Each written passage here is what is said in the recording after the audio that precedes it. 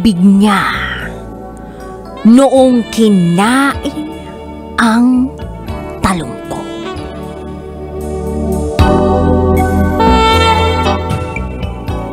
Hi, DJ Rocky.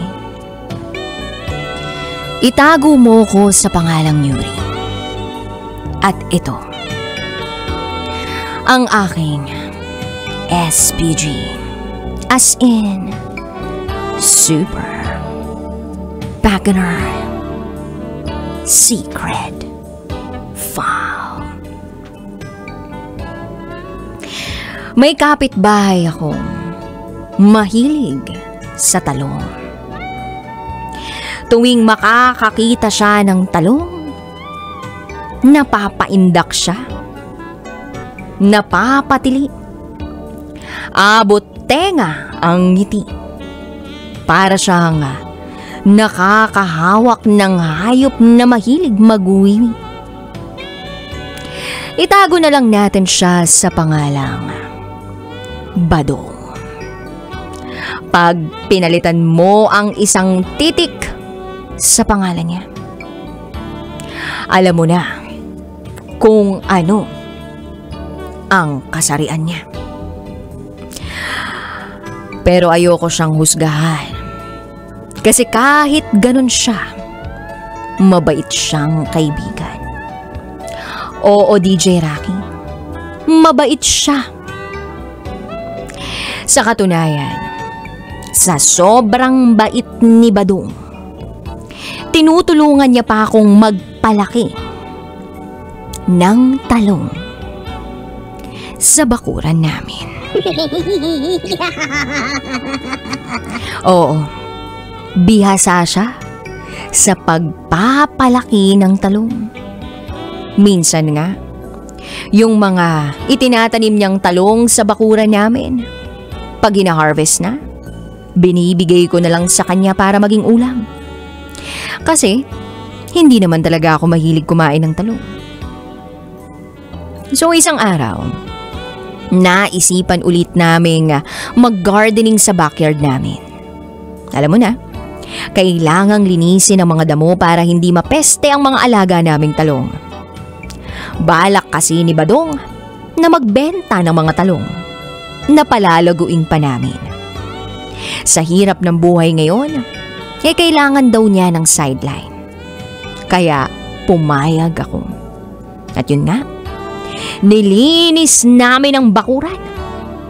Nagbungkal ng lumang tataniman para mas maraming talong ang maitanom namin. Binunot namin ang mga ligaw na damo at nilinis ang bawat sulok sa bakuran. Sa kalagitnaan ng gawain namin ay nakaramdam ng pagod si Badong. Kaya't nagpasya siyang umupo muna. Ako naman, tagaktak na ang pawis ko kaya't hinubad ko muna ang suot kong sando. Kumuha ako ng ice water sa ref namin. Binigyan din si Badong ng isang piraso at uminom. Napawi ang uhaw ko sa pag-inom ng ice water. Ngunit paglingon ko kay Badong, mukhang uhaw na uhaw pa rin siya. Nakatitig siya sa akin nang nakanganga at halos maglaway habang hawak niya ang ice water niyang tumutulo. At paubos na ang lamang tubig. Siyempre, ang ginawa ko, tinapik ko si Badong at sinabihang, "Uy, Badong, tulo ng tutulo yung ice water mo. Inumin mo na yan, may tatapusin pa tayong gawain." Natauhan si Badong at uminom na nga ng tubig. Pagkaubos niya nito, tinitigan niya ko uli at ngumiti na sa akin. Nagpasalamat sa ice water na binigay ko at may isa pang itinanong sa akin. Sabi ni Badong, "Yuri, bakit hindi ka mahilig kumain ng talong?" Natigilan ako at napaisip, DJ Rocky. Hindi ko agad naisip kung anong isasagot. Gumana ang utak ko pagkatapos kong mag-loading at sumagot kay Badong. Ewan ko, Badong. Hindi naman ako allergic sa talong. Basta ayoko lang. Sumagot siya sa akin. Yuri, may gusto sana akong tanong pero huwag mo sanang masamain ha. Tugon ko sa kanya. Ano yun, Badong? Sumagot siya ng, Yuri, hindi ka ba talaga magagalit? at sumagot naman ako ng, Magagalit? Bakit naman ako magagalit? at sumagot siya ng, Oo, sa akin, hindi ka ba magagalit kung titikman ko ang talong mo? medyo nabigla ako sa tanong niya, DJ Rocky. Kaya nagkaroon muna ng awkward na katahimikan. Tsaka ako umimik pagkatapos ng mga 10 segundo. Badong, hindi kita maintindihan. Ang daming talong dito sa bakuran namin. Bakit ako magagalit kung titikim ka ng talong? Ikaw nga itong nagpaparami niyan dito. Syempre di ako magagalit. Sumagot naman si Badong ng, Yuri, makunat ka ba? Hindi mo ba talagang nauunawa ng ibig kong sabihin? inobserbahan ko ang mga mata ni Badong at nakita ko kung saan siya nakatitig. Hindi sa mukha ko, DJ Rocky, kundi sa bandang ibaba. Tsaka ko lang lubos na naintindihan kung anong talong ang itinutukoy niya. Oo, DJ Rocky, talong ko ang gusto niyang matikman sa ilalim ng tirik na haring araw. At nang ma-realize ko ang gustong mangyari ni Badong, hinawakan ko ang mga kamay niya. Pinatayo ko siya sa pagkakaupo at lumapit kami sa gripo. Ako mismo ang naghugas ng 2 kamay niya. Pagkatapos nito, tiningnan ko siya sa muka at tinapik siya sa pisngi. Ngumiti ako at sinabing, Ikaw talaga, Badong. Bakit ngayon ka lang nagsabi? At saka, bakit di mo ako diretsoin? Alam ko na malakas ka sa akin eh. ay, hindi na nakaimik si Badong. Kumuha ako ng maliit na bangko at umupo dito. Si Badong lumuhod sa harap ko. Gamit ang malilinis niyang kamay, hinarvest niya ang talong ko. Gamit ang kanyang mga daliri, ay sinukat niya ang talong ko kung gaano ito kahaba at mukhang kumbinsido naman siya. Pinisil-pisil niya ito para malaman kung sapat na ba ang taglay nitong lakas. At muli ay nakontento siya. At sa panghuli,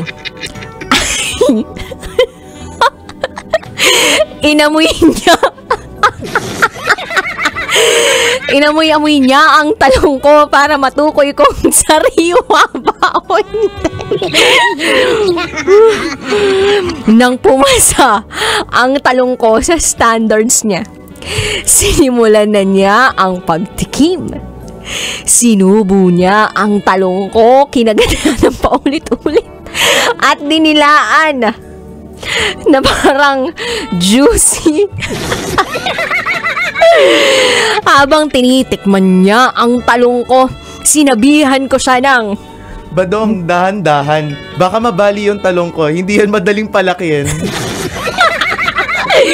Hindi sumagot si Badong, pero pansin kong mas mainam niyang kinagat ang talong ko para hindi ito magkaroon ng damage at tuluyang malanta. Mga ilang minuto rin nagmerienda si Badong sa talong ko habang ako naman ay nagdarasal ng taimtim na sana ay mabusog ng talong ko ang kaibigan ko. Paglipas sa ilang saglit na pasigaw ako dahil nakita kong may tila sabaw na sumimpit mula sa talong. Papunta mismo sa bibig ni Badong. Pagkatapos ay napahiga si Badong dulot marahil ng sobrang pagod at napansin kong bahagyang bumula ang bibig niya pagkatapos niyang masumpitan sa pagkain ng talong. Akala ko'y nangingisay siya pero hindi naman pala, mabuti na lang. Kumuha uli ako ng ice water at pinainom si Badong para hindi bumula na ang bibig niya. Pagkatapos ay iniligpit ko na ang talong ko para hindi na ito makapaberwisyo pa. At habang nagpapahinga, kinausap ako ni Badong, sabi niya, Yuri, salamat sa talong mo ha. Sana walang magbago sa pagitan nating dalawa pagtapos ng nangyari. At sumagot naman ako kay Badong ng, O ano Badong? Anong lasa ng talong ko? Pwede na bang pang torta o di kaya pang ensalada? Sumagot naman siya ng, Hindi, kasi the best pa rin siyang kainin. Nang hilaw. Nagtawanan kami pagkatapos na nangyari at bumalik sa paglilinis ng aming bakuran. DJ Rocky, akala ko'y wala talaga magbabago pero paglipas ng araw na yun, hindi na ulit nagpakita sa akin si Badong. Sabi ng pinsan niya naglayas daw si Badong sa kanila at hindi ko na uli siya nakontak. Kahit sa Facebook o iba pang social media platform, wala. Hindi pa siya bumabalik sa lugar namin. Kaya, kesa naman malanta ng tuluyan ng mga talong na itinatanim namin, ibinenta ko na lang lahat ng harvest ko sa palengke. Paghahatian pa sana namin ang kita sa talong na ibinenta ko pero hindi pa pala uli. Hindi pa uli siya nagpapakita. Sana balang araw mahanap ni Badong ang daan pabalik sa bahay nila at nang maibigay ko sa kanya ang share niya sa kinita namin sa pagbebenta ko ng talong. Kung gusto niya ulit tumikim ng talong, pwedeng-pwede naman. Wala pa namang ibang nag-harvest dito eh. At higit sa lahat, hilaw pa rin ang talong na tanim ko. Kaya't siguradong hindi niya ito pagsasawaan. Kaya't kung nasaan ka man Badong, malaman mo sanang hindi ako galit sa'yo. Umuwi ka na at nang makakain ka na ng paborito mong pagkain. Salamat sa pagbabasa ng kwento namin ni Badong, DJ Rocky. Miss ko na ang matalik kong kaibigan. Badong, walang papalit sa'yo. Huwag mong kalimutan yan. Hanggang dito na lang po muna, DJ Rocky. Muli, ako si Yuri. At ito, ang aking SPG. As in, Super Back Secret 5.